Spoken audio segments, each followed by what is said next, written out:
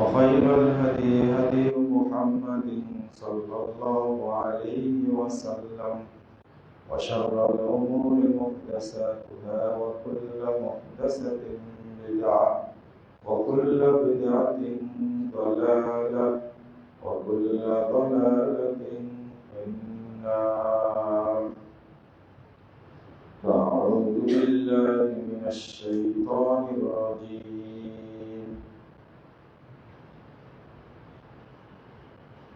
فمن كان يرجو لقاء ربه فليعمل عملا صالحا ولا يشرك بعبادة ربه أحدا.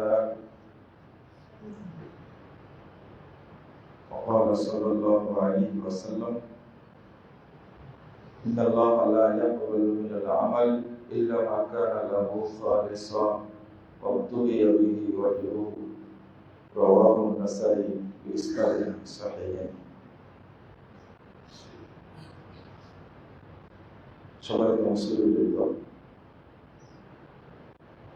মুসলিমদের মূল ভিত্তি হল আকীদা। যে ব্যক্তি আকীদা শুদ্ধ নয়, ওই ব্যক্তির কোন আমল আল্লাহর দরবারে কবুল হয় না। বর্তমানে হজ্জের মাস চলছে। আমাদের বহু হাজি মক্কায় যাচ্ছেন বিভিন্ন দেশ থেকে। হজ একটা রুকুন, কিন্তু এই রুকুন আদায়ের ব্যাপারে হাজিদের কোনো প্রস্তুতি নেই। টাকা আছে, চলে যাচ্ছে। এক্ষেত্রে আমরা বড় নসিহত করি যে আগে আকীদা শুদ্ধ করেন, এরপরে রুজিটা যেন হালাল হয়, এরপরে বলি হজ কাফেলা যেন ভালো হয়। যারা এখন যাচ্ছে তো তারা কাফেলা নির্ধারণ করেই যাচ্ছে। আগামীতে আপনারা যারা হজে যাবেন তারা এক নম্বরে সালাফি আকীদার কাফেলা কোনটা বা কোন কাফেলার সাথে একজন বিজ্ঞ আলেম যাচ্ছে সেটা আগে খুঁজে বের করবে। এটা সুন্নাত। কারণ বেদাতি কাফেলা হলে আপনি যতই ভালোভাবে হজ করার চেষ্টা করেন, হজ কবুল হওয়ার কোনো সম্ভাবনা নেই। কথাটা আবারও শোনেন, যদি কাফেলা বেদাতি হয় আর 20 লাখ টাকা দিয়ে হজ করতে যান, খুব আরামে থাকেন, আরামে থাকা হবে, হজ কবুল হওয়ার কোনো সম্ভাবনা নেই। এটা যদি আপনি দাবি করেন তাহলে আপনার দাবিটা মিথ্যা হবে যে হজ সঠিক হয়েছে, প্রশ্ন আসে না। ওই প্রথম দিন নিয়ে গিয়েই, এখন তো চিটাগং থেকে শুরু হয়েছে হজ্জের ফ্লাইট, তাই না? ওই এয়ারপোর্ট থেকে দেখবেন যে লাভবাহিক বলা শুরু করেছে। হজ বাংলাদেশেই থাকবে, মক্কায় যাবে না। এটা আপনার ভুল ধারণা। এজন্য এখন আলহামদুলিল্লাহ সালাফি আকীদার কাফেলা অনেক আছে। তারা হজ করার সময় কষ্ট দিলেও পদ্ধতিটা রাসূলুল্লাহ সাল্লাল্লাহু আলাইহি ওয়াসাল্লামের পদ্ধতি মোতাবেক তারা বাতলিয়ে দিবে। রাসূল সাল্লাল্লাহু আলাইহি ওয়াসাল্লাম বলেছেন, খুযু আন্নী মানাসিকাকুম, হজ্জের পদ্ধতি তোমরা আমার কাছ থেকে গ্রহণ করো। অন্য কোন নবীর তরিকা তো চলবে না, হজ শুধু চলবে মুহাম্মদ রাসূলুল্লাহ সাল্লাল্লাহু আলাইহি ওয়াসাল্লাম, কারো তরিকায় চলবে না। খুযু আন্নী মানাসিকাকুম, হজ্জের পদ্ধতি তোমরা আমার কাছ থেকে গ্রহণ করো। এখন যে হজ চলছে সব বেদাতি মৌলবীর তরিকায়, বেদাতি মোল্লার তরিকায়, রাসূলের তরিকায় হজ বাংলাদেশের মানুষ খুব কম করে। তো এই আর 4 নম্বরটা বলে থাকি, হজ্জের আহকাম সম্পর্কে আপনারা জানার চেষ্টা করবেন। কারণ আমরা যখন কিতাবুল হজ পড়াই, হাদিসে কিতাবুল হজ পড়াতে শিক্ষক মাদ্রাসা বেস, ছাত্ররা ওটা পড়তেই গেছে, এরপরেও 3 মাস সময় লাগে কিতাবুল হজ পড়াতে। আর আপনি এই হজটা সম্পাদন করতে যাবেন, সেখানে আপনার কোনো প্রস্তুতি নেই, তাও তো চোখে দেখেন না। চোখে দেখেন না বলতে মানে চশমা লাগে আপনার চোখে, প্রথম যাচ্ছেন। এই হজ্জের প্রস্তুতিটা আপনাকে নিতে হবে। আল্লাহ যেন আমাদের তৌফিক দান করেন, আমিন ইয়া রাব্বাল আলামিন। আকীদা ফাউন্ডেশন, এইটা সঠিক হওয়া কত জরুরি, এটা আজকে আপনাদের সামনে আলোচনা করবো ইনশাআল্লাহ। আকীদা শব্দটা হলো, এটা হলো গিট বা বাঁধন নাম। কোনো কিছু না দেখে নির্দ্বিধায় দৃঢ় চিত্তে বিশ্বাস মানে মেনে নেওয়ার নাম হলো কি আকীদা। আকীদা মানে মেনে নেওয়া, মনে থাকবে তো? আকীদা মানে কি? মেনে নেওয়া। তাসদীক মানে সত্যায়ন করা, মানে মেনে নেওয়া, আমি মেনে নিলাম। তো শরীয়তের অপর নামই হলো মেনে নেওয়া। শরীয়তের অপর নাম কি? মেনে। মানে ইসলাম মানে কি? ইস্তিসলাম, মানে আত্মসমর্পণ করা। আকীদার অর্থ কিন্তু এটাই। আল্লাহকে আমি দেখিনি কখনো, কিন্তু মেনে নিয়েছি কিনা, এবং যা বর্ণিত হয়েছে আল্লাহ সম্পর্কে আমরা সবগুলোই মেনে নিয়েছি। কবরের আযাব হয়, কেউ দেখেছে? কেউ দেখেনি, কিন্তু আমরা আলহামদুলিল্লাহ মেনে নিয়েছি।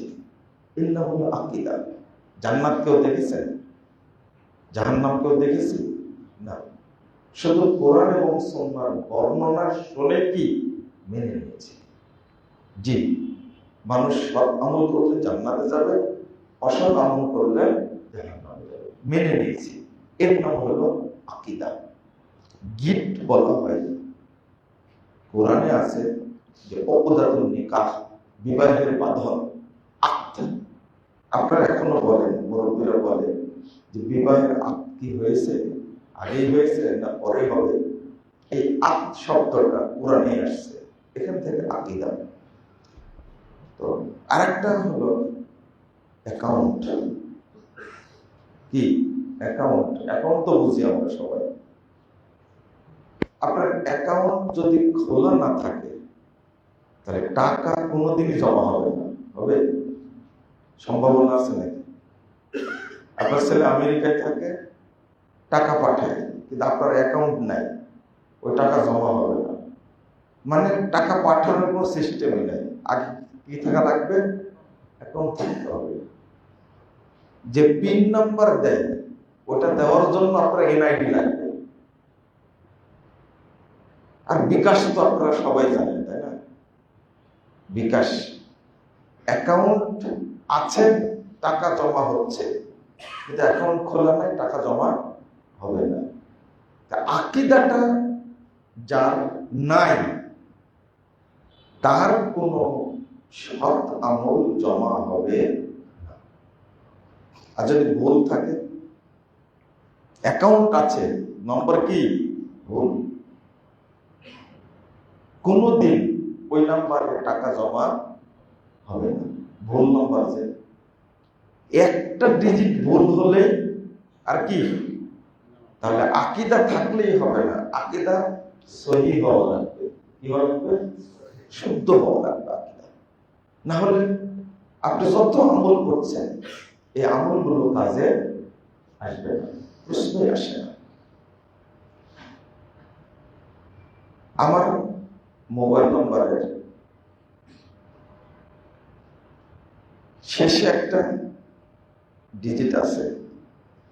এক ভাই নাম্বারটা আমার কাছ থেকে নিয়েছে, 6 মাস যাবত ফোন দেয়, কিন্তু ফোন দিলে একটা মহিলা ধরে। 6-7 মাস পরে দেখা হলো যে আমার ফোন তো কেউ রিসিভ করে না, আমি ছাড়া আমার ফোন কেউ রিসিভ করে না, এ যাবত কেউ রিসিভ করে না। তা আপনি কিভাবে বললেন যে মহিলা ধরে? যে এখনই ফোন দিচ্ছি, দেখেন নাম্বারটা বলে নাকি, সব ঠিক আছে, শেষের ডিজিটটা কি ভুল হয়েছে। 6 মাস থেকে ফোন দিচ্ছে, 7 মাসে দেখা হয়েছে, সব ঠিক আছে, ভুল হয়েছে কোনটা? একটা।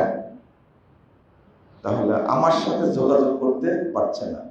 এবার আপনি বলেন, নাম্বারটা আমি বলতে ভুল করেছি না তিনি শুনতে ভুল করেছে? আমারটা ভুল হয়েছে, ভালো করে বুঝেন। কিন্তু এটার জন্যই বললাম আপনাকে, এই নাম্বারটা আমার বলতে ভুল হয়েছে না তার শুনতে ভুল হয়েছে? তার শুনতে ভুল হয়েছে। আল্লাহর পক্ষ থেকে যে আকীদার মানহাজটা দেওয়া হয়েছে, আল্লাহ কি ভুল দিয়েছেন না আপনি আমল করতে ভুল করছেন?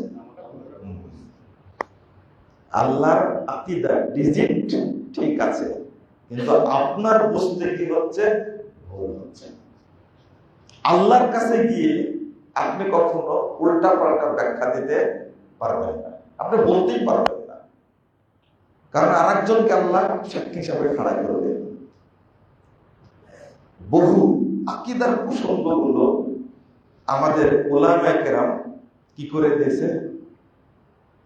উলামায়ে কেরাম আর উলামায়ে ক্রাইম, বুঝছেন? যারা আসল উলামা তারা কখনো আল্লাহর কালেমার অপব্যাখ্যা করে না, বুঝছেন? যারা ক্রাইম করতে চায় তারাই আল্লাহর কালেমাকে কি করে দেয়? অপব্যাখ্যা করে। আল্লাহ বলছেন, মিনাল্লাযীনা হাদু ইউহাররিফুনাল কালিম আম মাওয়াদিহি, যারা ইহুদি তারা আল্লাহর কালেমাকে কি করে দেয়? পরিবর্তন করে দেয়, তার জায়গা থেকে কি করে? পরিবর্তন করে। আল্লাহ বলে দিলেন যে নাহনু আকরাবু ইলাইহি মিন হাবলিল ওয়ারিদ, আমরা তোমার শাহবাগের চেয়েও খুব নিকটে থাকি। এই আয়াত দ্বারা কি বুঝলাম? যে সুন্দর করে বুঝে নিলাম যে সবার শাহরগ আছে, আর এই শাহরগের চেয়েও নিকটে আল্লাহ থাকেন। এজন্য যত কাল্লা তত আল্লাহ।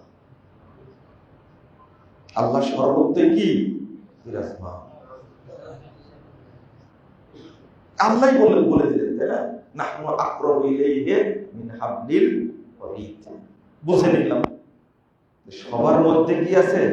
আল্লাহ আছে। কিন্তু আল্লাহ যে জিজ্ঞেস করে, পরের আয়াতটা পড়, পরের আয়াতটা কি? নাহনু আকরাবু ইলাইহি মিন হাবলিল ওয়ারিদ ইয ইয়াতালাক্কাল মুতালাক্কিয়ানি আনিল ইয়ামিনি ওয়া আনিশ শিমালি ওয়াঈদ মা ইয়ালফিযু মিন কওলিন ইল্লা লাদাইহি রাকীবুন আতীদ। আল্লাহ বোঝা দিলেন না শাহরগের নিকটে আল্লাহ আছেন বলতে কি বোঝাচ্ছেন? অর্থাৎ তোমার ডান এবং বাম কাঁধে দুইজন কি আছে? ফেরেশতা আছে। তুমি যে কোনো কথা বললে তারা কি লিখে রাখবে। তাহলে আল্লাহ নিকটে আছেন বলতে কি বোঝানো হলো? তার পক্ষ থেকে কি সেট করা আছে? ফেরেশতা সেট করে। তুমি এটা বুঝলে না কেন? এই আয়াত দ্বারা যারা আলেম, যারা প্রকৃত আলেম, তারা সোজাই বুঝবে লা তাকরাবুস সালাহ, আরে নামাজ পড়া তো দূরের কথা, আল্লাহ বলছেন ওর নিকটবর্তী হইও না। এই যে দলিল দিয়ে দিলাম, নামাজ পড়া যাবে না। আল্লাহ নিজেই বলছেন লা তাকরাবুস সালাহ, তোমরা নামাজের কি নিকটবর্তী হইও না। কত বড় দুষ্টু, কত বড় বাপ্পা। কিন্তু পরের অংশটুকু কি, ওয়ান্তুম সুকারা, যখন তোমরা কি নেশাগ্রস্ত থাকবে তখন নামাজের ধারে কাছেও যেও না। এই ওয়ান্তুম সুকারারও ব্যাখ্যা দিয়েছে। কি ব্যাখ্যা দিয়েছে? যে আরে মদ খেয়ে পাগল হলে তাই নামাজ পড়া নিষেধ, আর যে আল্লাহর প্রেমে পাগল হবে তার কোনো নামাজ হতে পারে? বুঝেন মনে হয় এটা বুঝেন। বলছে আরে আল্লাহ এখানে বলছে যারা মদ খাবে, গাঁজা খাবে, তারা যদি পাগল থাকে তাহলে কি সালাতের নিকটবর্তী হওয়া যাবে না? আর যারা আল্লাহর প্রেমে পাগল তারা কেন নামাজ পড়বে? মদ খাওয়ার পাগল হচ্ছে আল্লাহর প্রেমে পাগল বেশি ভালো না? তার তো নামাজ বোঝা কিছুই নেই। এই জন্য বলেছে যে পানির তলে মন জ্বালাইছে বাবাই দেখো না, আমার বাবার মুরিদ হলে নামাজ লাগে না। বুঝতে পারলেন? এরা উলামায়ে সু, উলামায়ে ক্রাইম, এরা এতই দুষ্ট। এরা আমি সরাসরি বলি এই জন্য আপনাদের কষ্ট হয়, আর এইভাবে না বললে তো আপনি বুঝবেনও না। কি আশ্চর্য! একজন আয়াতের অর্থ হলো কি লা তাকরাবুস সালাহ, নামাজের নিকটবর্তী হয়ে না, আল্লাহ বলে দিয়েছে, কিন্তু পরের অংশটুকু পড়লো না। তার এক শ্রেণী পরের অংশ পড়লো ওয়ান্তুম সুকারা, নেশাগ্রস্ত থাকলে সালাতে নিকটবর্তী হলো না। কিন্তু এরও ব্যাখ্যা দিল কি, কি ব্যাখ্যা দিল? আরে মদ খেয়ে পাগল হলে তাই সালাতে যেতে নিষেধ করছে, আর আল্লাহর প্রেমে পাগল হলে তো নামাজ পড়াই লাগবে না, রোজা করা লাগবে না, হজ করা লাগবে না। দেখছেন দুষ্ট কাকে বলে? তো এই যে একটা আকীদার প্রসঙ্গ, একটা যে আল্লাহ শাহরগের চেয়েও নিকটে আছে, কিন্তু আল্লাহ পরিষ্কার করে দিলেন না? দিলেন তো পরিষ্কার করে। কি? ইদ ইয়াতালাক্কাল মুতালাক্কিয়ানি আনিল ইয়ামিনি ওয়া আনিশ শিমালি কাঈদ, দুইজন ফেরেশতা বসে আছে, তুমি যাই করো না কেন সেটাই কি করা হবে? এন্ট্রি করা হবে। তাহলে আল্লাহ শাহরগের নিকটে বলতে কারা আছেন এখানে? দুই ফেরেশতা আছে। আমরা বুঝে নিলাম কি, যত কাল্লা তত আল্লাহ। আস্তাগফিরুল্লাহ, আস্তাগফিরুল্লাহ। এবার দলিল দিচ্ছে, ইযহাবা ইন্নানি মাআকুমা। আগেরটা তো সূরা কফের আয়াত, তাই না? 17 নম্বর আয়াত দেখব। এটা 46 নম্বর আয়াত সূরা তহা। ফেরাউনের কাছে যাওয়ার সময় আল্লাহ বলছেন মুসা এবং কাকে, হারুন আলাইহিস সালাম বলছেন যে তোমরা যাও, ইন্নানি মাআকুমা, আমি তোমাদের দুইজনের সাথেই আছি। ইন্নানি মাআকুমা, নিশ্চয় আমি তোমাদের দুইজনের সাথেই আছি। এই যে বোঝা গেল আল্লাহ প্রত্যেক মানুষের সাথেই থাকে। যে জিজ্ঞেস করে এই দেখো পরের অংশটুকু পড়, পরের অংশটা কি? আসমাউ ওয়া আরা, আমি শুনছি এবং দেখছি। এবার কি অর্থ হলো? বুঝেন মনে কথাটা? আল্লাহ আপনাকে অস্পষ্ট করেননি, স্পষ্ট করে দিয়েছে। ইন্নানি মাআকুমা, আমি তোমাদের দুইজনের সাথে আছি। এরপরে কেন আল্লাহ বলবেন আসমাউ আরা, আমি শুনছি এবং দেখছি? এটা বলার দরকার ছিল? এই তোমার সাথে আছে বলতে তোমার ভিতরে ঢুকে আছে, এই অর্থ হলে আল্লাহ বলতেন আসমাউ আরা, আমি শুনছি এবং দেখছি? এটা তো ভুল বলতেন না। তাহলে এর অর্থ যে আল্লাহ সরাসরি মানুষের মধ্যে ঢুকেন না। আর এদের আকীদাই তো এটা, হলুল আকীদা। আল ফানা ফিশ শাইখ, আল ফানা ফিল ইনসান, আল ফানা ফিল্লাহ, মানুষ আল্লাহর মধ্যে ঢোকে আর আল্লাহ মানুষের মধ্যে ঢোকে। এজন্য মানুষ আর বান্দার মধ্যে কোনো পার্থক্য নেই। বাংলাদেশে যেটা দেওবন্দি আকীদা, বুঝছেন, দেওবন্দি আকীদাটা এত পচা আকীদা, বেরলভী তো পচা মাজার পূজারে আছে, দেওবন্দি আকীদাটা আরো পচা। আরো পচা বলছে, এটা আপনারা একটু সহজভাবে নিবেন, কঠিন ভাবে নিবেন না।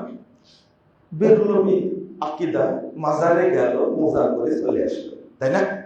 মাজারে গেল, পূজা করে চলে আসলো। যারা মূর্তি পূজা করে, পূজা মণ্ডপে যায়, পূজা করে চলে আসলো। কিন্তু দেওবন্দি আকীদা যেটা, সেটা হলো তাসাব্বুর শাইখ, অর্থাৎ তার মুর্শিদকে অন্তরের মধ্যে খোদাই করে রাখা। কি করা? খোদাই করে রাখা অন্তরের মধ্যে।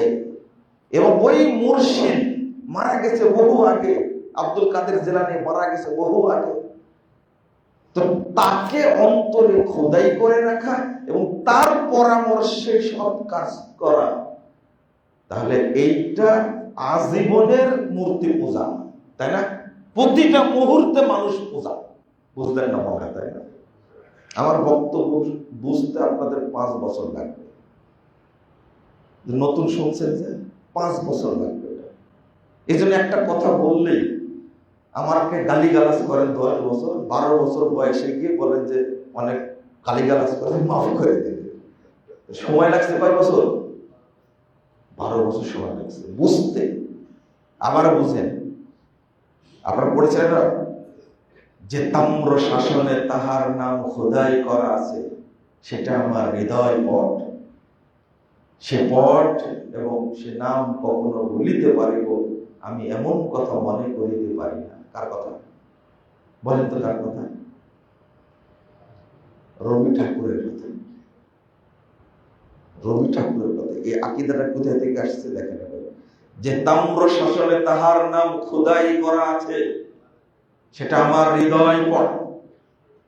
তাহলে অন্তরে মুর্শিদ পীরের ছবিকে খোদাই করে রাখা, এটা হলো হিন্দুয়ানি আকীদা।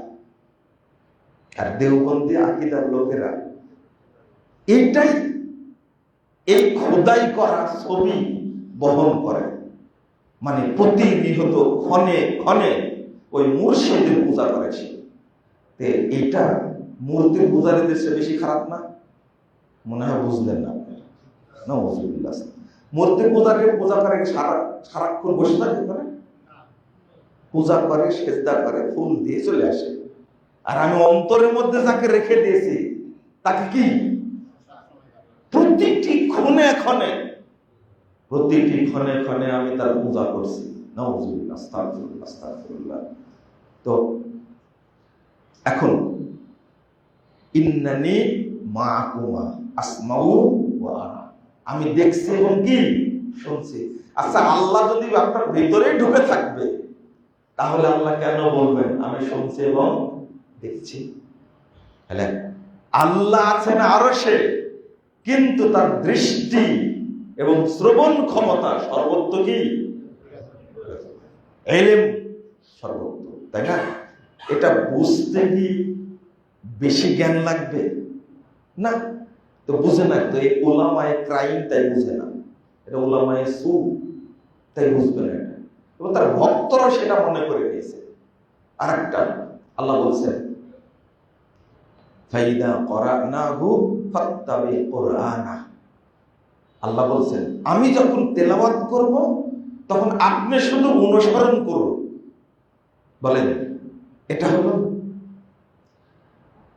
মুরাব্বিল মানা, অর্থাৎ মাফহুমটা কি হবে? এ থেকে বুঝবো কি? নবী মুহাম্মদ সাল্লাল্লাহু আলাইহি ওয়াসাল্লামের কাছে কোরআন তেলাওয়াত করতেন কে? সরাসরি আল্লাহ তেলাওয়াত করতেন। বুঝেন ভালো করে, এটা তো বোঝার কথা। আগেরটা না বুঝলে এটা তো বোঝার কথা। আল্লাহ কিন্তু বলছেন কে? আল্লাহ। ফাইদা করানাহু ফাত্তাবি কুরআনা, যখন আমরা তেলাওয়াত করব, তখন আপনি শুধু অনুসরণ করুন। সুম্মা ইন্না আলাইনা বায়ানা, এরপরে এর ব্যাখ্যা দেওয়ার দায়িত্ব কার? আমার। আমি ব্যাখ্যা দেব। তাহলে আল্লাহ কি কখন মুহাম্মদকে কোরআন শোনাইছেন? ভালো করে বলেন, কে শোনাইছেন? জিবরিল। এখানে উদ্দেশ্য কি? জিবরিল। এখানে তো ধরা খেয়ে যাবেন আপনি, ধরা খাবেন না আপনি। এখানে জিবরিল অনুবাদ করতে পারছেন, তো আগের আয়াতে কেন দুই ঘাড়ে দুই ফেরেশতা সে অনুবাদ করতে পারলেন না কেন? ইয়া আইয়াতুহান নাফসুল মুতমাইন্না ইরজিই ইলা রাব্বিকি রাদিয়াতাম মারদিয়া ফাদখুলি ফি ইবাদি ওয়াদখুলি জান্নাতি। কার কথা? আল্লাহর কথা। বলে কে? মালাকুল মউত। মাশাআল্লাহ, কে বললো এটা? ও মাহবুব ভাই, মাশাআল্লাহ। মালাকুল মউত বলছে ইয়া আইয়াতুহান নাফসুল মুতমাইন্না। আর হাদিসে আসছে আল্লাহ রাসূল বলছেন মালাকুল মউত এসে বলে ইয়া আইয়াতুহান নাফসুত তাইয়্যিবা উখরুজি ইলা রাব্বিক, তুমি তোমার রবের দিকে বেরিয়ে যাও হে পবিত্র আত্মা। আর এখানে বলছেন কি? হে প্রশান্ত আত্মা। একই অর্থ। তাহলে এর অর্থ হবে কি? মালাকুল মউত। মালাকুল মউত বলছেন এটা, কিন্তু কার পক্ষ থেকে? আল্লাহর পক্ষ থেকে। কার পক্ষ থেকে? আল্লাহর পক্ষ থেকে। তা আপনি বুঝলেন না কেন এটা? এরপরে আরেকটা আয়াত বলি, আপনারা বিরক্ত হবেন না। ওয়ালিল্লাহিল মাশরিকু ওয়াল মাগরিব ফাআইনামা তুওয়াল্লু ফাসাম্মা ওয়াজহুল্লাহ। এই যে অর্থটা করলাম, এখান থেকে দলিল নিয়েছে। শুধু একটা আকীদা মনে করেন, শুধু একটা আকীদা, ফাআইনামা তুওয়াল্লু ফাসাম্মা ওয়াজহুল্লাহ। পূর্ব এবং পশ্চিম আল্লাহ। তোমরা যেদিকেই মুখ ফেরাও সেই দিকে কি বলেন? উত্তর দেন, সেদিকে কি? আল্লাহ। সেদিকে কি? আল্লাহ। অর্থটা ভুল হলো। কি হলো? ভুল হলো। দেখ, ভুল তো আপনি করবেন, কারণ গুরুরা ভুল করেছে, আপনি করবেন না। মারেফুল কুরআনে মহিউদ্দিন খান সাহেব অনুবাদ করেছে যেদিকেই মুখ ফেরাও, অনুবাদ ব্যাখ্যা না, অনুবাদ, যেদিকেই মুখ ফেরাও সেই দিকে আল্লাহ বিরাজমান। সেদিকে আল্লাহ কি? বিরাজমান। ইসলামিক ফাউন্ডেশন অনুবাদ করেছে যেদিকেই মুখ ফেরাও সেই দিকই আল্লাহর দিক, সেই দিকই আল্লাহর দিক। আর আপনারা করলেন সেই দিকই আল্লাহ, সেদিকে কি? আল্লাহ। তাই না? সব ভুল অনুবাদ। তাহলে অরিজিনালটা কি হবে? সেই দিকেই আল্লাহর চেহারা, এই আল্লাহর চেহারা সেই দিকে। তাহলে এর দ্বারা উদ্দেশ্য কি হবে বলেন? আল্লাহ কি বোঝাতে চাইলেন? 335 নম্বর হাদিস সহিহ সনদে আসছে তিরমিজির মধ্যে। রাসূল সাল্লাল্লাহু আলাইহি সাল্লাম এবং সাহাবায়ে কেরাম সালাত আদায় করলেন, কিবলা এই দিকে, উল্টা দিকে সালাত পড়লেন। তখন আল্লাহ এই আয়াতটা কি করলেন? নাজিল করলেন, ফাআইনামা তুওয়াল্লু ফাসাম্মা ওয়াজহুল্লাহ। সেই দিকেই আল্লাহর চেহারা। এটার অনুবাদ দেখবেন, সেই দিকেই কিন্তু বললেন আল্লাহ, বললেন আল্লাহর কি? চেহারা। অর্থাৎ এর অর্থ হলো আই রিজাল্লাহ, যেদিক ঘুরে সালাত পড়বা কেন সেই দিক থেকেই আল্লাহর সন্তুষ্টি তোমরা পেয়ে যাবে। বলেন আলহামদুলিল্লাহ। এরপরে বাক্যটা কি? ইন্নাল্লাহা ওয়াসিউন আলিম। এইটা বললেই পরিষ্কার হয়ে গেল। এটা ইন্নাল্লাহা ওয়াসিউন আলিম, আল্লাহ সর্বব্যাপী এবং জ্ঞানী। আল্লাহ তো জানেন আল্লাহর ক্ষমতা কি? সর্বব্যাপী না? এটা বলার কি দরকার ছিল? সব দিকে আল্লাহ থাকলে তা আলিম বললেন কেন, ওয়াসিউন বললেন কেন? এইটা আল্লাহ ঠিকই বুঝেছেন, কিন্তু আপনি বুঝতে ভুল করেছেন। এখানে আল্লাহর দোষ না, দোষ কার? আপনার। হাজার হাজার উলামায়ে কেরাম বুঝেছেন। শুধু উপমহাদেশের ব্যাখ্যা হলো এইটা। উপমহাদেশ সুফিবাদের জর্জরিত একটা দেশ। বন্ধুরা আমার, আকীদার প্রসঙ্গ এত জটিল, যদি আকীদার মধ্যে একটু শিরকি দ্বন্দ্ব থাকে তাহলে কোনো ইবাদত কবুল হবে না। আল্লাহ বলেন, ওমান ইয়াকফুর বিল ঈমান ফাকাদ হাবিতা আমালু ওয়া হুয়া ফিল আখিরাতি মিনাল খাসিরিন। সূরা মাইদা ৫ নম্বর আয়াত। যে ব্যক্তি ঈমানের সাথে কুফরি করবে, ঈমানের সাথে কুফরি করে কি করে, তাই না? ঈমানের সাথে কুফরি করে কিভাবে? ওই ব্যক্তির সব আমল নষ্ট হয়ে যাবে এবং সে জাহান্নামীদের অন্তর্ভুক্ত হবে। কুফরি করে কিভাবে? এবার চলেন সূরা আনআম ৮২ নম্বর আয়াত। আল্লাহ বলেছেন, আল্লাযীনা আমানু ওয়া লাম ইয়ালবিসু ঈমানাহুম বিযুলমিন উলাইকা লাহুমুল আমনু ওয়া হুম মুহতাদুন। যারা ঈমান এনেছে আর ঈমানের সাথে শিরক মিশ্রিত করেনি। ভালো করে শুনুন, যারা ঈমান এনেছে আর ঈমানের সাথে শিরক মিশ্রণ করেনি, উলাইকা লাহুমুল আমনু ওয়া হুম মুহতাদুন, তাদের জন্য দুনিয়াতে এবং পরকালে আল্লাহর পক্ষ থেকে নিরাপত্তা রয়েছে। ওয়া হুম মুহতাদুন, তারাই হেদায়েত প্রাপ্ত। একটা শর্ত করেছে, ঈমান এনে তো ঈমানকে পাহারা দাও। কি দাও? আজকে ভাষাটা মনে রাখবেন, ঈমানকে কি দিতে হয়? পাহারা দিতে হয়। ঈমান আপনি আনলেন, পাহারা দিতে হবে। এবার কার থেকে পাহারা দিবেন? কুফুর যেন না ঢোকে, শিরিক যেন না ঢোকে, তাগুত যেন না ঢোকে, নিফাক যেন না ঢোকে। মৌলিক এই চারটা মনে রাখবেন, শিরিক, কুফর, তাগুত, নিফাক। মনে থাকবে? শিরক, কুফর, তাগুত, নিফাক, এগুলো বড় বড় জিনিস। এটা যেন না ঢোকে, আপনার ঈমানকে পাহারা দিতে হবে। আল্লাহ এটাই বলছে, যদি ঈমানকে পাহারা দিতে পারো তাহলে তোমাকে আমি আল্লাহ দুনিয়াতে নিরাপত্তা দেব, পরকালে নিরাপত্তা দেব। এই আয়াতটা আমি একদিন প্রশ্ন করেছিলাম লালঘরের মধ্যে। লালঘর বোঝেন তো? একজন বড় মুফাসসিরে কুরআন, তাকে বললাম, আচ্ছা বলেন তো, বাংলাদেশে জঙ্গি হামলা হয়, তারপরে আপনার পাকিস্তানে হয়, আফগানিস্তানে হয়, সৌদি আরবে হয় না কেন? তারপরে দুবাইয়ে হয় না কেন? তারপরে মালদ্বীপে হয় না কেন? ইন্দোনেশিয়া হয় না? এই প্রশ্নের উত্তরটা আগামীকাল দিন বা পরে দিন আমি এই কথা বলছি যে দেখেন, পাশেই রাষ্ট্র আফগানিস্তান, সেখানে এই সমস্যা, সিরিয়াতে সমস্যা, এই রাষ্ট্রগুলো তো হয় না কেন? তখন আমাকে বলছে, বাবা উত্তর কালকে না, আজকেই উত্তরটা দিয়ে দিচ্ছি। এই কথা বলে তিনি বলছেন, আল্লাযীনা, খুব সুন্দর তেলাওয়াত, ওই সুরে তেলাওয়াতটা করলেন, আল্লাযীনা আমানু ওয়া লাম ইয়ালবিসু ঈমানাহুম বিযুলমিন উলাইকা লাহুমুল আমনু ওয়া হুম মুহতাদুন। আল্লাহ যাদের নিরাপত্তার দায়িত্ব নেন তাদের আর কোনো নিরাপত্তার প্রয়োজন নাই।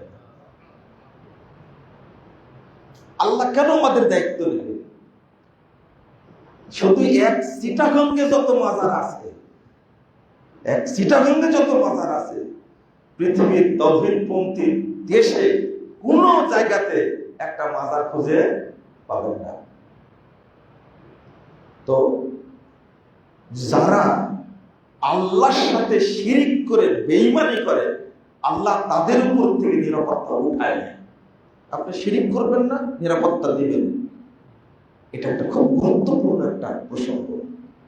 তাহলে আরেকটা বিষয় এখানে আমরা যেটা আলোচনা করব, আল্লাহ বলেছেন, ওয়া মা ইউমিনু আকসারুহুম বিল্লাহি ইল্লা হুম মুশরিকুন।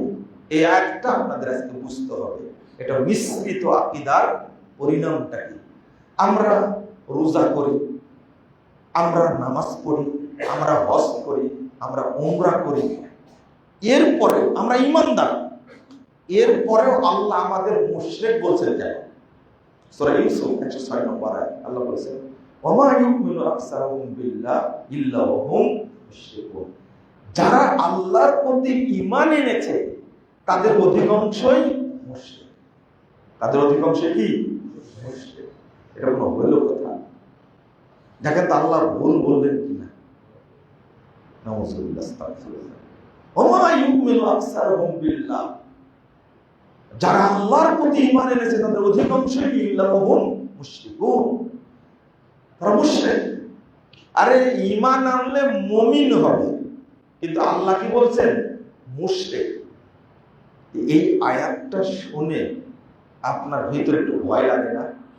আমি তো ঈমান এনেছি, আমি তো মক্কায় গেছি, আমিও তো নামাজ পড়ি, আমিও তো হজ করেছি, রোজা করি, তাহলে কি আল্লাহ আমাকেও মুশরিক বললেন?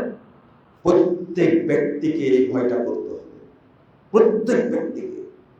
আল্লাহ রাসূল বলছেন, ইয়া আইয়ুহান নাস ইত্তাকিশ শিরক, ইত্তাকুশ শিরক, তোমরা শিরককে ভয় করো। ফাইন্নাহু আখফা মিন দাবিবিন নামল, কারণ একবারে ছোট ছোট গোড়া পিঁপড়ার চেয়েও শিরক আরো ছোট। কখন ঢুকবে তুমি বুঝতে পারবে না, এত ভয় করো। আবু বকর রাদিয়াল্লাহু বলছেন, আল্লাহ রাসূল এটা কিভাবে সম্ভব? এই শিরক থেকে বাঁচা কিভাবে সম্ভব? তখন আল্লাহ রাসূল একটা দোয়া পড়ে শিখিয়ে দিলেন, শোনো, তুমি এই দোয়াটা পড়বা, তাহলে গোপন এবং প্রকাশ্য, ছোট এবং বড়, ছোট এবং বড়, কম এবং বেশি যাবতীয় শিরক থেকে আল্লাহ তোমাকে মুক্তি দান করবে। পড়েন তো আমার সাথে দোয়াটা, এবং সবাই মুখস্থ করে নেবেন, একটা ওয়াদা করেন আমার কাছে, এই দুটো মুখস্থ করবেন। অনেকের মুখস্থ আছে হয়তো বা, আল্লাহুম্মা ইন্নী আউযু বিকা আন উশরিকা বিকা ওয়া আনা আ'লাম ওয়া আস্তাগফিরুকা লিমা লা আ'লাম। আল্লাহুম্মা ইন্নী আউযু বিকা আন উশরিকা বিকা ওয়া আনা আ'লাম ওয়া আস্তাগফিরুকা লিমা লা আ'লাম। এর অর্থ হলো, হে আল্লাহ, নিশ্চয় আমি আপনার সাথে শরীক করা থেকে আপনার কাছে পরিত্রাণ চাচ্ছি, পানা চাচ্ছি, ওয়ানা আলাম, যেটা আমি জেনে করেছি, ও আস্তাগফিরুকা লিমা লা আলাম, আর আমি ওটার থেকে ক্ষমা চাচ্ছি যেটা আমি জানি না। এই দোয়াটা প্রত্যেক মুসলিমের করা উচিত। কারণ ঈমানকে কি করতে হবে? আগে কি বললাম? পাহারা দেওয়া। এটা প্রত্যেক মুখস্থ করতেই হবে। সাথে আরেকটা দোয়া মুখস্থ করে দিবেন, আল্লাহুম্মা ইন্নী আসআলুকা ঈমানান লা ইয়ারতাদ ওয়া নাঈমান লা ইয়ানফাদ ওয়া মুরাফাকাতা মুহাম্মাদিন ফি আ'লা জান্নাতিল খুলদ। এই দোয়াটার অর্থ হলো, আল্লাহ, আমি তোমার কাছে এমন ঈমান চাচ্ছি যেটা কখনো ভঙ্গ হবে না, নষ্ট হবে না, আর এমন নিয়ামত চাচ্ছি তোমার কাছে, তোমার এমন দয়া চাচ্ছি যা কোনোদিন শেষ হবে, এবং তোমার কাছে চাচ্ছি তুমি আমাকে ব্যবস্থা করে দাও আমি যেন মুহাম্মদ সাল্লাল্লাহু আলাইহি ওয়াসাল্লামের সাথে জান্নাতের উচ্চ জায়গায় থাকতে পারি। কার কার মুখস্থ আছে দোয়াটা? হাত তুলে তো। কারো মুখস্থ নাই, ঈমান থাকবে কি করে? খালি ঈমান ভঙ্গের কারণ জানতে হবে। ঈমান ভঙ্গের কারণ আমরা আলোচনা করি, তাই না? আচ্ছা, যে কোনদিন ওযু করেনি তার ওযু ভাঙার সম্ভাবনা আছে? হ্যাঁ, ভাঙবে না তার ওযু? বোঝেনি মনে কথাটা। যে কোনদিন ওযু করেনি তার ওযু ভাঙার সম্ভাবনা আছে না? নাই? আছে। হুজুর বলছে আছে।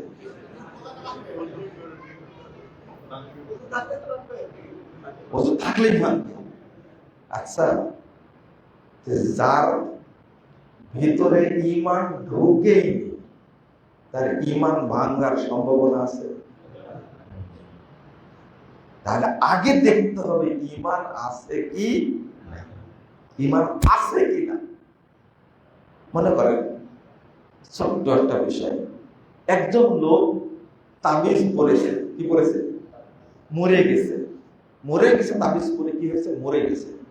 নামাজ পড়ে, রোজা করেছে, 2 বার হজ করেছে, 3 বার উমরা করেছে, কিন্তু মরে যাওয়ার পরে আপনি দেখছেন আপনার বাপ তো গোসল দিতে গিয়ে দেখছেন বাপের কোমরে কি আছে? তাবিজ আছে।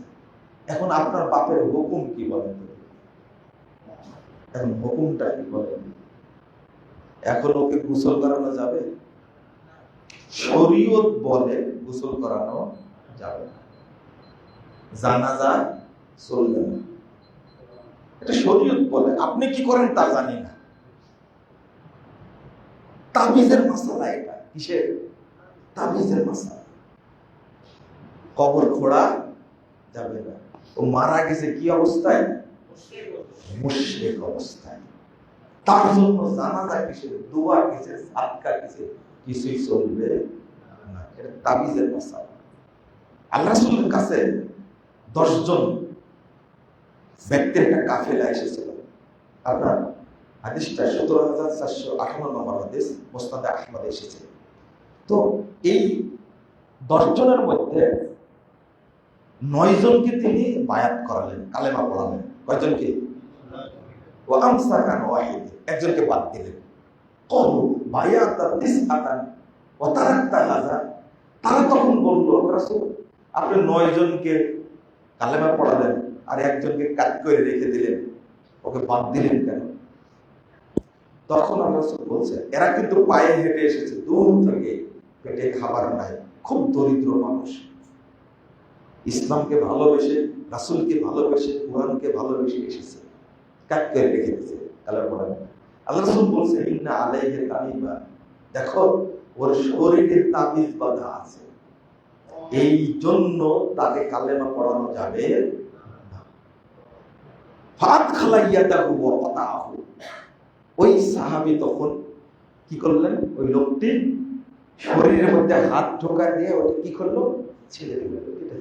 ফাবায়াহুন নবী সাল্লাল্লাহু আলাইহি ওয়াসাল্লাম, এবার আল্লাহ রাসূল তার কালেমা পড়ায় দিলেন।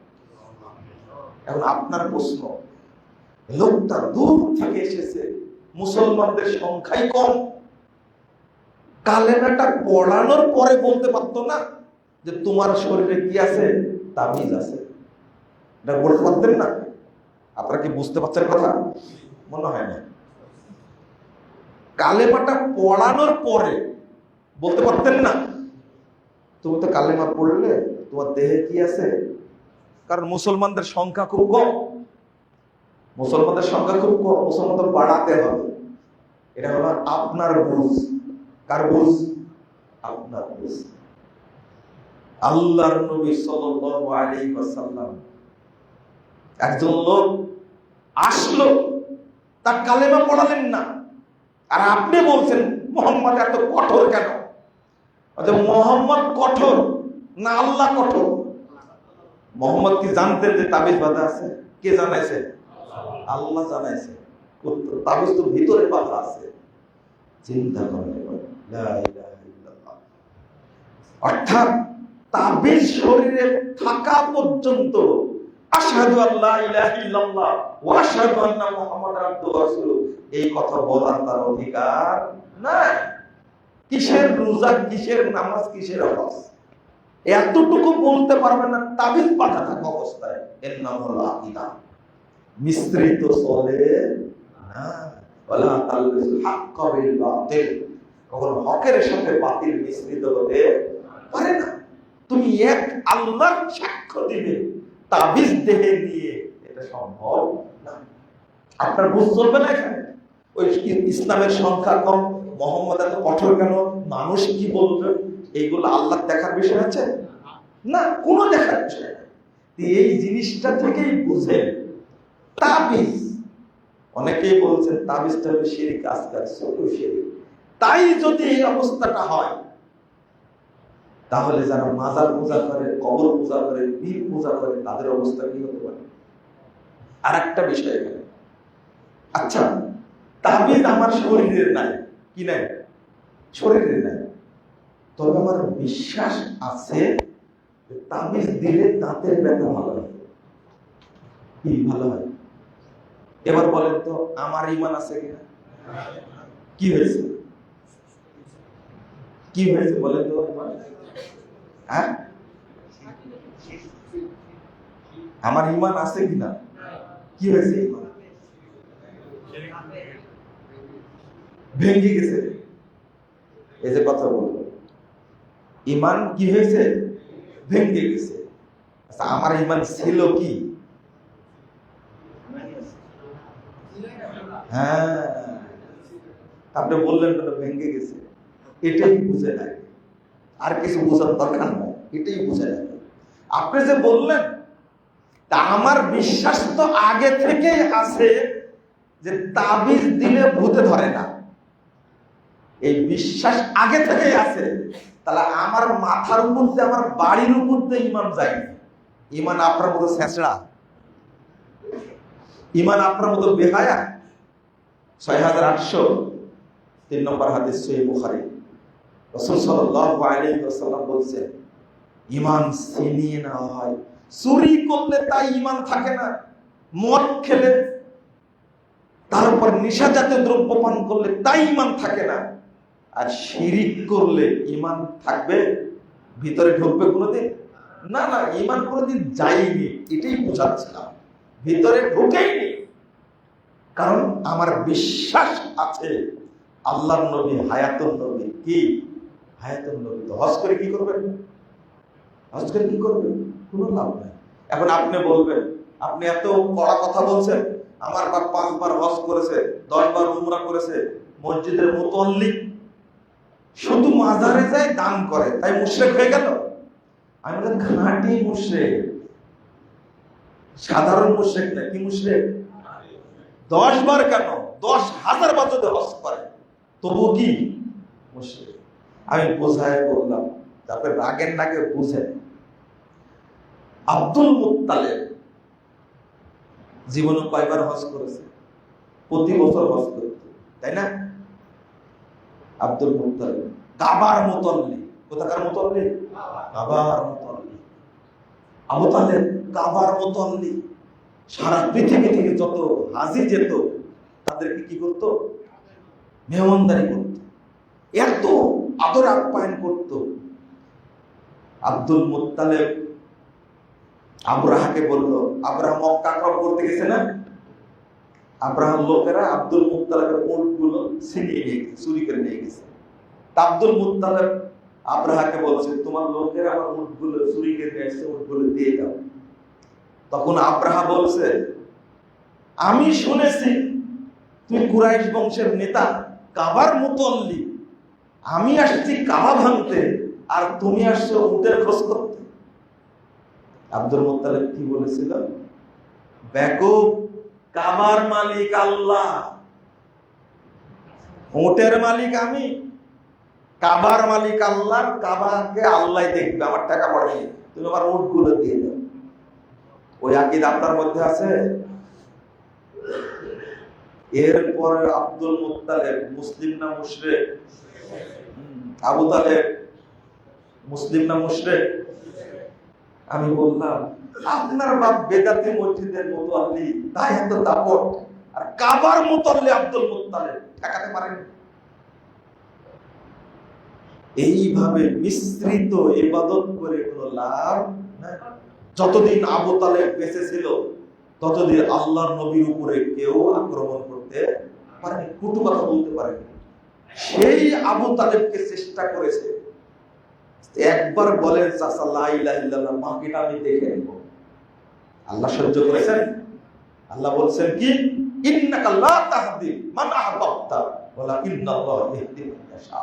মুহাম্মদ সাল্লাল্লাহু আলাইহি ওয়াসাল্লাম কি স্পষ্ট করে জানা দিচ্ছেন, মুহাম্মদ শোনো, ইন্নাকা লা তাহদি মান আহবাবতা, যাকে তুমি ভালোবাসো তাকে তুমি হেদায়েত দিতে পারবে না। হেদায়েত কে দেন? আল্লাহ দেন। আবু তালেবের ব্যাপারে আয়াত নাযিল হয়েছে, আপনি চিন্তা করতে পারছেন? এরপরেও আবু তালেব জাহান্নাম আছে না জান্নাতে আছে? জাহান্নামে আছে। আপনার এত সাহস কি করে হলো? আপনি মাজার পূজা করেন, আবার মসজিদে সেজদা করেন, মাজারেও দান করেন, মসজিদে দান করেন, মক্কায় যান হজ করতে, মন্দিরে যান তার প্রশংসা করতে, লজ্জা শরম নয়, হায়া নাই? আবু জাহাল, আবু লাহাব, আব্দুল মুত্তালিব ও কোনদিন ওরা আল্লাহকে সেজদা করেছে? ওরা মুনাফিক ছিল না, ওরা কাফের ছিল, পরিষ্কার কাফের। আবু জাহাল কোনদিনই আল্লাহকে সেজদা করেনি, ওরা কাফের। কিন্তু আমি এমন মার্কা মুসলমান, মসজিদেও সেজদা দিই, মাজারেও সেজদা দিই, মসজিদেও দান করি, খানকাতেও দান করি। আমাদের মধ্যে বেহায় আর কে আছে বলেন? আর আল্লাহকে এত নিচে নামাইছে আমরা, যে আল্লাহর ইবাদত করি, ওই আল্লাহ সম্পর্কে আমার আকীদা মানুষ আর আল্লাহর মধ্যে কোনো পার্থক্য নাই। কি আশ্চর্য, কি নোংরা আকীদা! আস্তাগফিরুল্লাহ, আস্তাগফিরুল্লাহ। আপনি কি মনে করেন এগুলোকে? কাফেররা কখনো বলতো না যে আল্লাহ সর্বত্র বিরাজমান, অথচ আমার আকীদা আল্লাহ সর্বত্র কি বিরাজমান। আমি কিসের মুসলমান? তওবা তওবা। ইসালে সওয়াব করে কি জন্য? যেটা কাফেররা করত। আল্লাহ বলেছেন, কাফেররা বলতো মা না'বুদুহুম ইল্লা লিয়ুকাররিবুনা ইলাল্লাহি যুলফা। আরে আমরা তো তাদের ইবাদত করি না, আমাদের সৎ আমলগুলো যেন আল্লাহর কাছে পৌঁছা দেয়, তাই মূর্তির কাছে যেতাম। আর আমাদের মুসলমানরা বলে কি, আমরা যত বছরে সৎ আমলগুলো করেছি, এইগুলো ইসালে সওয়াবের মাধ্যমে, ঔরসের মাধ্যমে আমার পীর সাহেবকে জমা দিই, পীর সাহেব আল্লাহর কাছে জমা দিয়ে দেয়। তো ওদের চেয়ে আমরা বেশি খারাপ না? মক্কার কাফের মুশরিকদের চেয়ে যারা এই ধরনের আকীদা পোষণ করে, ওদের চেয়ে আমরা বেশি জঘন্য, আমরা বড় মুনাফিক। আমরা এই মুনাফিকি থেকে যতদিন আমরা বের না হতে পারবো, ততদিন রহমত নাজিল হবে না। আমরা হজ করে কি করবে, উমরা করে কি করবে? একবার উমরা করে এই দাপট, একবার হজ করে এই দাপট। লা হাওলা ওয়ালা কুওয়াতা ইল্লা বিল্লাহ। রাসূলের আকীদার ব্যাপারে সমস্যা। আল্লাহ নবী গায়েব জানতেন। এই আকীদা নিয়ে নবী হায়াতুন নবী মরেনি, শুধু ইন্তেকাল করেছেন। কি করেছেন? দুনিয়াতে ছিল, শুধু মাটির তলে ঢোকাই দিয়েছে, কিন্তু কি করেনি? মরেনি। যে বলবে না আল্লাহর নবী মৃত, মারা গেছেন, যে এই আকীদা পোষণ করবে না, সে মুসলমান না, সে কাফের। আবার ভালো করে শুনেন কথাটা, যে বলবে আল্লাহর নবী মরেনি, সে কি? কাফের। যে বলবে আল্লাহর নবী গায়েব জানতেন, সে মুসলিম না, সে মুশরিক। সে কি? মুশরিক। যে বলবে আল্লাহর নবী সাল্লাল্লাহু আলাইহি ওয়াসাল্লাম কবরে জীবিত থেকে আমাদেরকে সাহায্য করতে পারেন, আমার সালাম উত্তর দেন, এরা মুশরিক। এরা কি? মুশরিক। নাউজুবিল্লাহ। এই আকীদার বক্তব্যটা দেওয়ার উদ্দেশ্য হলো, আপনারা যারা হজে যান তারা বক্তব্যটা শুনে নেবেন, আগে নিজের অন্তরকে এই সমস্ত শিরক থেকে মুক্ত করে তারপরে হজে যাওয়ার চেষ্টা করেন। আল্লাহ তুমি আমাদেরকে তৌফিক দান করো, আমিন। আল্লাহ তুমি আমাদেরকে আকীদা বোঝার তৌফিক দান করো। বারাকাল্লাহু ফিকুম।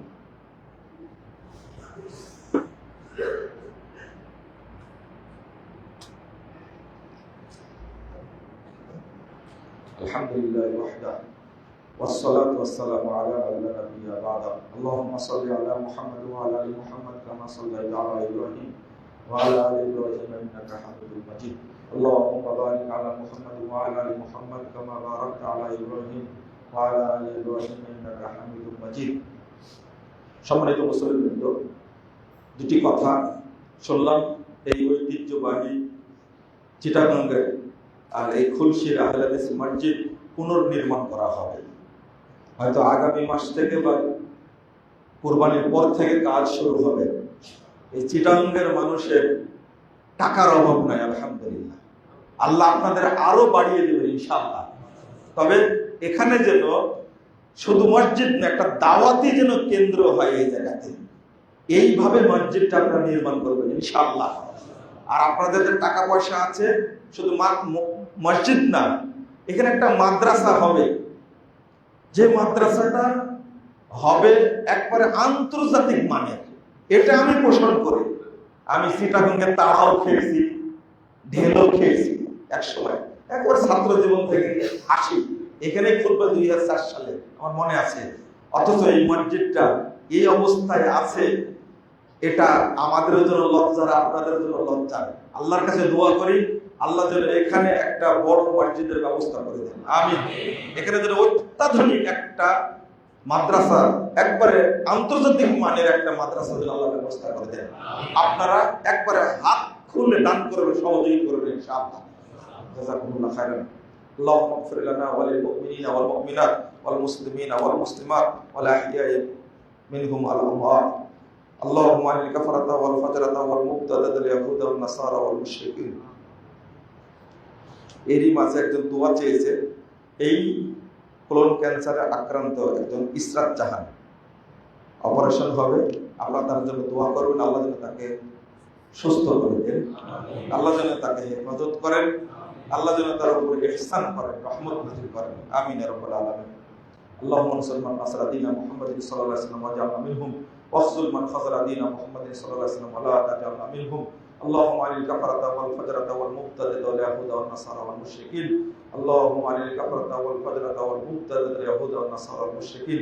اللهم شكك شملهم ومسك جمعهم وخرب بنيانهم ودمر ديارهم وأنزل بهم بأسك الذي لا ترده عن القوم المجرمين.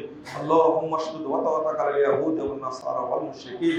اللهم اشدد وطأتك على اليهود والنصارى والمشركين. اللهم اشدد وطأتك على القوم الظالمين والمجرمين.